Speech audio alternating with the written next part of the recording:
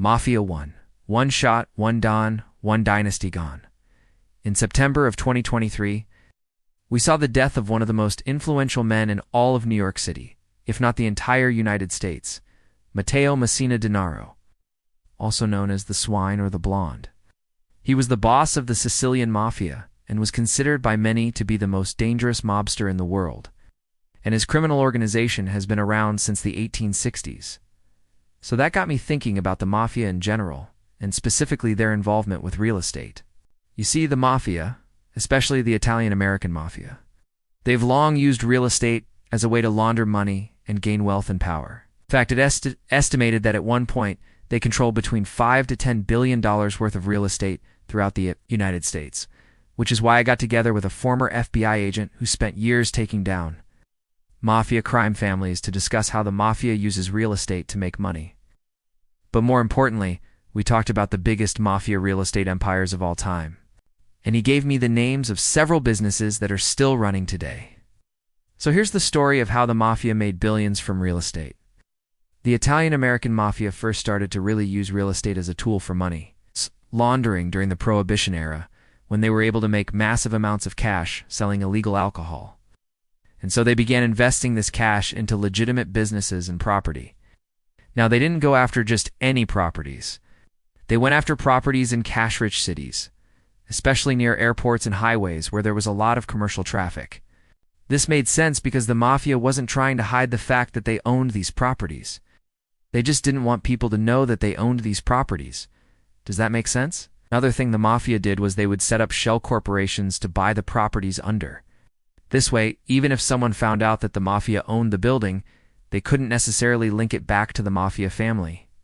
It was easier to do this back then too because they were in things like the IRS tracking every dollar you earned, or databases that showed you who ultimately owned what.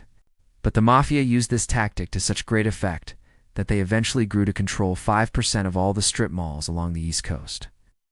One of the most well-known Mafia real estate empires was that of the Gambino crime family. Under the leadership of boss Paul Castellano, the family amassed a fortune from casinos and strip malls. Castellano's right-hand man, Aniello Dellicoli, became so wealthy from this scheme that he once carried around briefcases full of cash to pay off corrupt officials. In fact, it was said that the Gambino crime family alone made over $1 million a week in rent from their real estate holdings, which is the equivalent of about $4 million today. That's just in rent. Imagine how much they made overall. Now, the reason I focus on the Gambino crime family is because the boss of that family, Paul Castellano, he had a business associate named Joseph Messina, who eventually became a government witness. As I mentioned earlier, databases are pretty easy to come by nowadays. And if you type in Joseph Messina, you'll find tons of documents online showing exactly what he invested in and where. We can take this document, for example, which shows that he bought this condo in Florida for $155,000. Or how about this one where he bought a vacant lot for $70,000? There's so much data online that I don't even know where to begin. But if you're interested in looking yourself, I'll leave a link in the description box below. Another thing that's interesting is that Joseph Messina, he lived in an area called Howard Beach, Queens. And if you look on Google Street View, you'll see this beautiful house. Well, this house belonged to another Mafia captain named Anthony Casso, and it was actually the location where the Genovese crime family met to discuss racketeering activities. As you can see, you don't have to be a major crime boss to own some sort of Mafia property. Captains and soldiers did it too. And when you start looking, you realize just how much of the real estate market the Mafia controls. Now, I don't think the Mafia owns 5% of the strip malls anymore. I think that number is much lower today. But that doesn't mean they've stopped buying properties. It's no secret that the Mafia continues to make millions of dollars a year through extortion, gambling, and drug trafficking. So where do you think they put that money?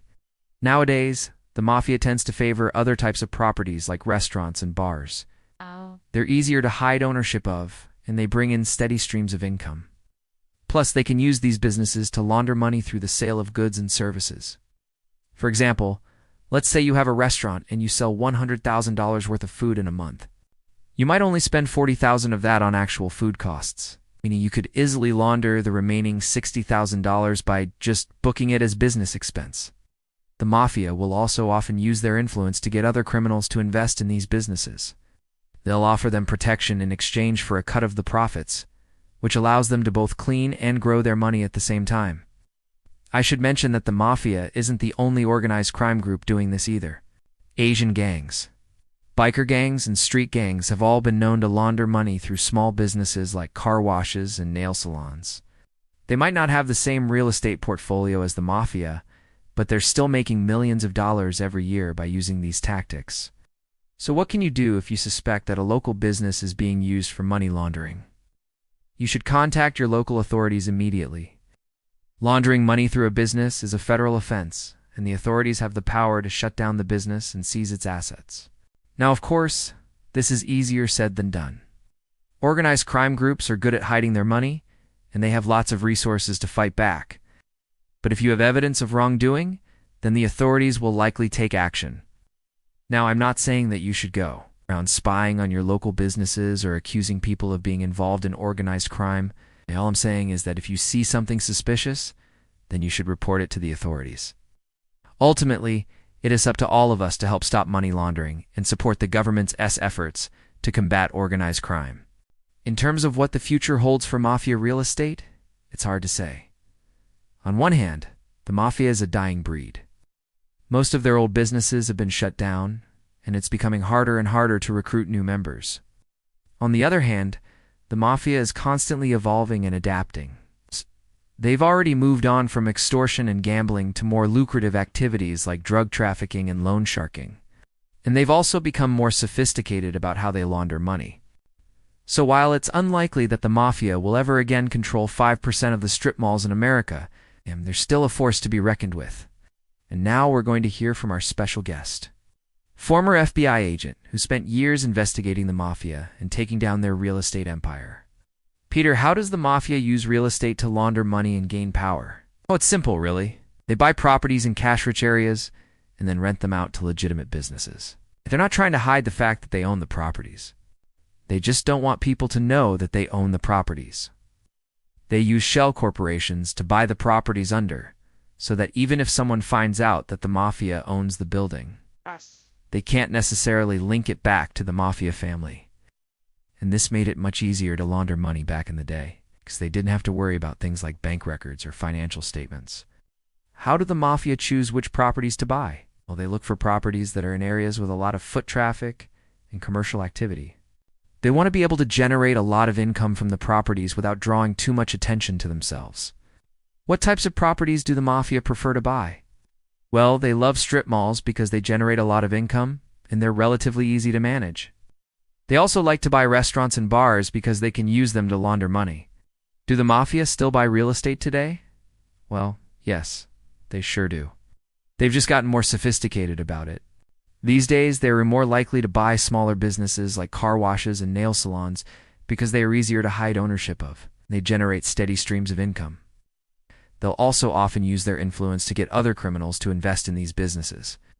They'll offer them protection in exchange for a cut of the profits, which allows them to both clean and grow their money at the same time. How can someone tell if a business is being used for money laundering? Well, it's not always easy to tell, but there are some signs to look out for. For example, if a business is always cash-heavy, it may be because they're trying to avoid bank records. They also may have irregular hours or a lack of employees because they don't need them. And finally, they may be located in an area with a high concentration of other criminal activity. If you suspect that a business is being used for money laundering, what should you do? Well, the best thing to do is to contact your local authorities. Money laundering is a federal offense, and the authorities have the power to shut down the business and seize its assets. What's the future of Mafia real estate? Well, it's hard to say. The Mafia is a dying breed, and it's becoming harder and harder for them to make money in the traditional ways. But they're also constantly evolving and adapting. While it's unlikely that the Mafia will ever again control 5% of the strip malls in America, they're still a force to be reckoned with. Thanks for watching. Make sure to subscribe for more great content. See you next time.